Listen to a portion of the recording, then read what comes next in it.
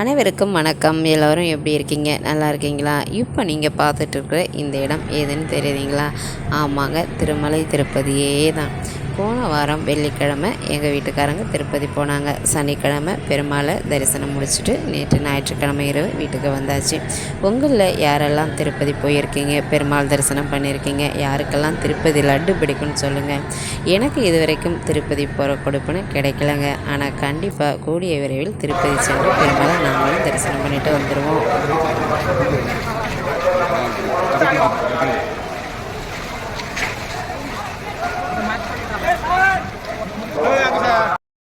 திருப்பதி லட்டு பிடிக்காதவங்க யாராவது இருக்க முடியுமா? பாருங்கள், 7 லட்டு கிட்ட வாங்கிட்டு வந்தாங்க. அதை 2 லட்டு ஆனால் முழுசாக இருந்தது, பாக்கியெல்லாம் நுணுங்கி போயிடுச்சு. லட்டு அப்படியே சாமி இடத்துல வச்சுட்டு சாமிக்கு ஒரு சக்கரை பொங்கல் பொங்கி பெருமாளுக்கு நைவேத்தியம் பண்ணி தேங்காய் பழம்லாம் உடைச்சி சாமியெல்லாம் கும்பிட்டுட்டு என்னுடைய காலை வேலைகள்லாம் தொடர ஆரம்பிச்சிட்டேன். நேற்று இரவுலேருந்தே எங்கள் ஊர் பக்கம்லாம் லேசாக மழை தூரிகிட்டே இருந்து காலையில் பலத்த இடி மழையுமே லேசாக தூரிக்கிட்டு தாங்க இருந்தது.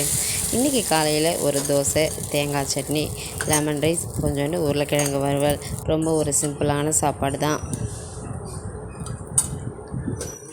நீங்கள் உங்கள் வேலைகள்லாம் முடிச்சிட்டிங்களா? பிள்ளைங்கள்லாம் ஸ்கூலுக்கு அனுப்பிட்டிங்களா? சாப்பிட்டீங்களா? என்ன பண்ணுறீங்கன்னு சொல்லுங்கள்.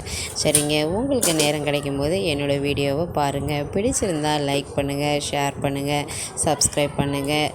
மறக்காமல் அப்படியே பக்கத்தில் இருக்கிற பெல் பட்டனை கிளிக் பண்ணுங்கள். தேங்க்யூ ஃபார் வாட்சிங்.